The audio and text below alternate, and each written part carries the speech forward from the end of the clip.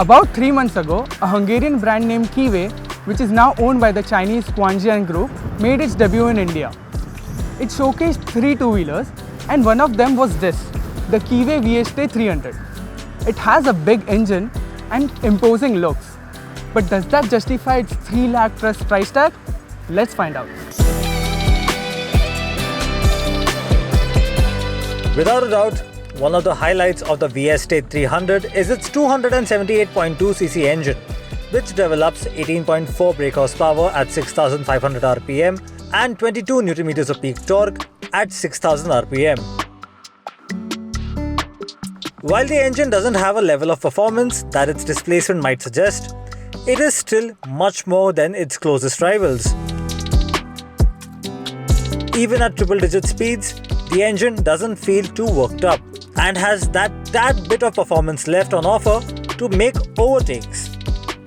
However, the engine also comes with its niggles. Despite being refined at most speeds, this engine has a strange amount of vibrations at idle. This makes riding the Vieste 300 an unpleasant experience in traffic. What we do like about the scooter though is its braking performance.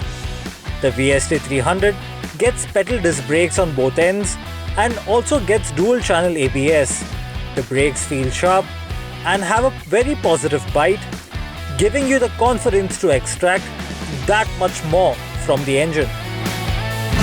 There's no mistaking that the Vieste 300 has one of the best designs in the Maxi scooter market right now. It gets LED lighting all around, and the design of the lights in itself is quite stylish. But I'm afraid that's where the good news ends. While the looks are very premium, the same can't be said about the fit and finish of the scooter. The switchgear is only adequate at best. The quality of plastic on the inside of the apron feels cheap. The fuel filler lid is flimsy. And while the Maxi scooter gets keyless start, the start switch feels anything but premium. The 12-litre fuel tank actually sits on the floorboard, which means that there's no space to carry anything. This, however, allows the boot to stretch out almost the entire length of the seat. But it's not deep enough, and even though we didn't expect it to hold a full-face helmet anyway, it couldn't even hold a large half-faced helmet.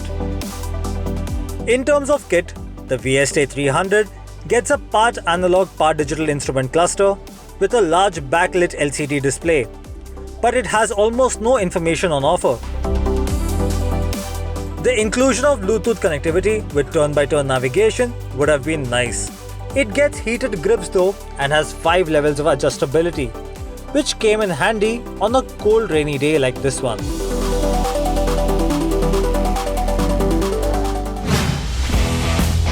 In terms of ride, the Vieste suspension is on the firmer side and it doesn't do the best of jobs rounding up the bumps and potholes.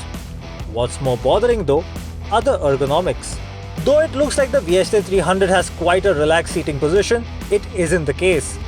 Especially for a tall rider, when you keep your foot flat on the floorboard. The seating position is a little too aggressive, and if you choose to use the floorboard extensions, then you'll end up feeling too cramped as the length between the floorboard extensions and the rider's seat is too short. Sliding back on the seat is also not an option because of the rider's seat backrest. Also, your feet are at a weird angle to your legs when you keep them on the floorboard extensions, and you will end up with uncomfortable ankles in just a few minutes. Priced at Rs 2.99 lakh ex showroom, the Vieste 300 is almost twice as expensive as its nearest rivals. It has a good engine and good brakes, and if you're on the shorter side, it may just be comfortable enough for you. But it has too many downsides to justify its hefty price tag.